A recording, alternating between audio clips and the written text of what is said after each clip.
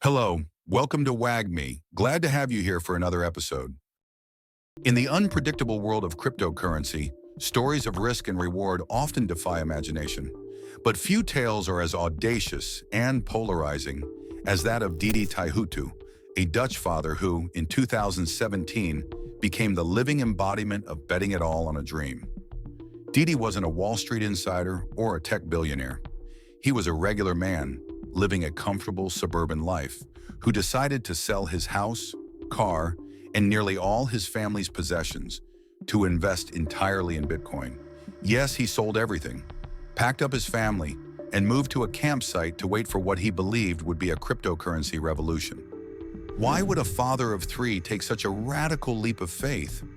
What drove him to make this life-altering decision? And the million-dollar question, did it pay off? Today, we'll take you on a journey through the fascinating story of the Bitcoin family and the man who staked it all on the promise of the blockchain. Before we continue, please smash that like button, subscribe, and turn on post notifications for the latest in crypto. Didi Taihuttu, a 39-year-old Dutch entrepreneur, was living the kind of life many dream of. As a small business owner, he managed a successful company, owned a beautiful 4-bedroom home, and enjoyed family outings in his car and motorbike. From the outside, life seemed perfect, but deep down, Didi felt trapped in the monotony of modern life. Didi first discovered Bitcoin back in 2010, long before it became a global sensation. It wasn't much to look at then, a niche experiment in digital currency worth fractions of a cent. But Didi's curiosity got the better of him. He set up a small Bitcoin mining operation, running computers to solve complex algorithms in exchange for slivers of this new digital asset. It was a fun side hobby, but like most early adopters, he didn't fully grasp the magnitude of what he was working on. It wasn't until 2016, after a deeply personal tragedy, that Didi began to see life and Bitcoin in a new light. His father passed away that year after battling cancer, leaving Didi grappling with profound questions about purpose and fulfillment. Reflecting on the brevity of life, Didi began to question whether his material possessions and stable lifestyle truly mattered.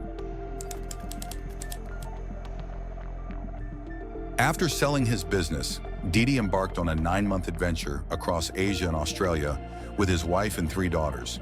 This was no ordinary vacation. It was a transformative experience. From bustling street markets in Thailand to serene beaches in Bali, Didi met people who had already embraced the cryptocurrency lifestyle. Some were investors, others were idealists, but all of them reinforced one belief: Bitcoin was more than just a currency, it was a movement. Didi began seeing Bitcoin not just as an investment, but as a revolutionary force capable of decentralizing money, disrupting banks, and changing lives. His mantra became clear: the internet revolutionized communication. Blockchain will revolutionize money. Fueled by this conviction, Didi returned to the Netherlands, ready to make an extraordinary decision.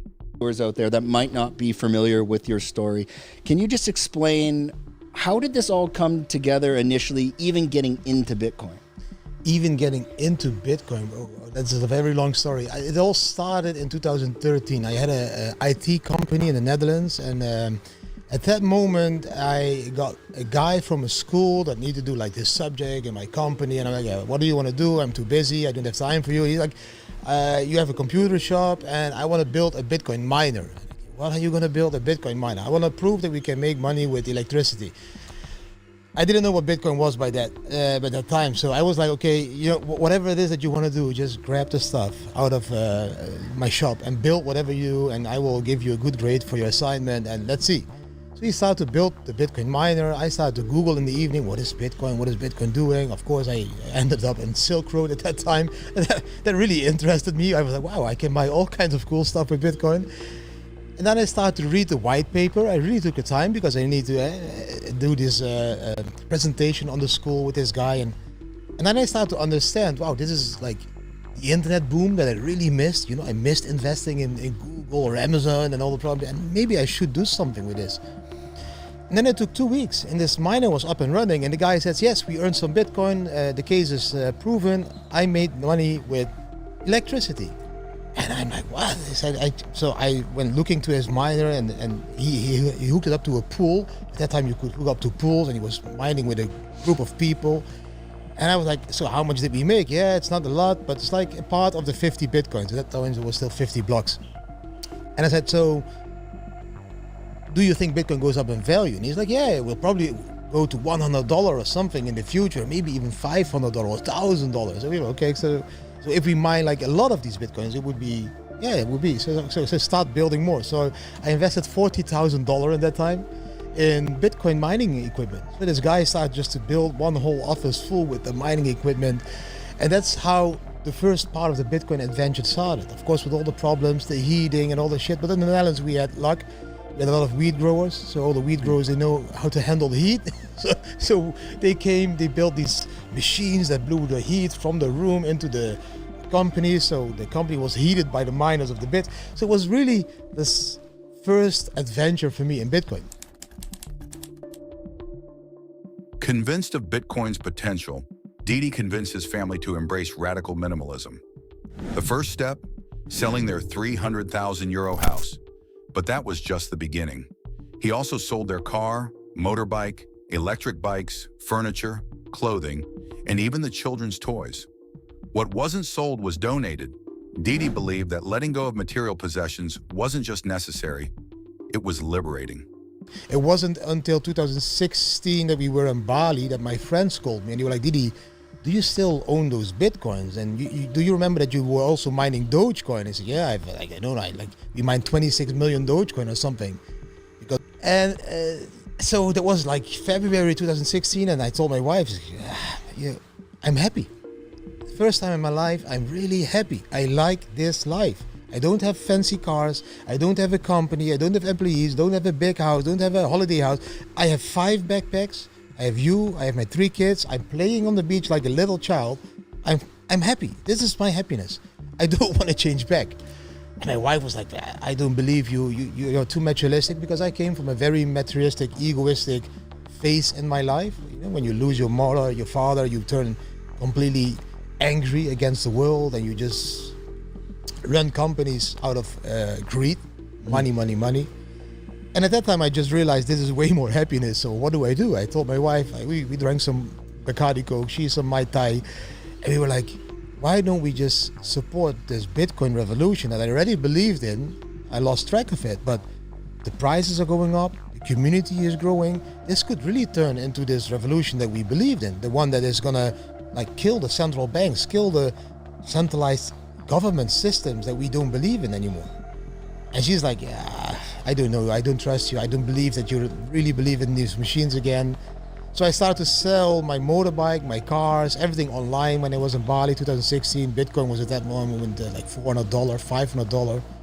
So started to buy Bitcoin at those prices, all the cars were sold. She was like, you're really selling your Jeep Cherokee, your Cabrio? I said, yeah, I'm done. I don't want any materialistic lifestyle anymore. I was reading books about minimalist lifestyles, watching documentaries, got sucked into that minimalist lifestyle. I was really happy. And she's like, okay, I believe you, let's do it. Let's set the house for sale. And I called the real estate agent. I said, sell my house, put Bitcoin on it. You can buy with Bitcoin. Adjusting to this minimalist lifestyle wasn't easy. The family moved to a cramped 23 square meter cabin at a campsite near Venlo. Their daughters, who were used to their own bedrooms, now shared a tiny space with bunk beds. But for Didi, this was more than a lifestyle shift. It was a life lesson. Happiness doesn't come from material things, and he said, it comes from experiences and relationships. When Didi sold his house for Bitcoin, the cryptocurrency was worth just $3,700. Within months, Bitcoin surged to $5,000, then skyrocketed to $19,000 by December 2017. The Taihuttus watched in awe as their gambles seemed to pay off. But the crypto market is a roller coaster, and what goes up often comes down just as fast. By early 2018, Bitcoin's value crashed to under $6,000, erasing much of the family's paper gains. Yet Didi remained unfazed. For him, this journey was never just about profits. It was about proving that a decentralized financial system could work. Today, Didi and his family are known as the Bitcoin family, traveling the world as advocates for cryptocurrency adoption. They've visited over 40 countries, speaking at events, and showing how Bitcoin can empower communities without access to traditional banking. Love him or hate him, Didi Taihuttu's story is one of courage, conviction, and the pursuit of freedom. He dared to challenge the norms, question the status quo, and embrace a vision of the future that most of us can barely imagine. Thanks for watching this incredible journey into the world of Bitcoin and bold decisions. If this story inspired you, please smash that like button, subscribe, and turn on post notifications for the latest in crypto. And let us know in the comments, what's your ultimate gamble? Be sure to follow WAGMI on X and check out our Spotify podcast channel for condensed crypto summaries, daily alpha, news, and in-depth analysis. I will be dropping the links in the description below. Don't miss out. Thanks for tuning into WAGMI. Don't forget to explore our other episodes. Catch you on the next episode. Have an amazing day.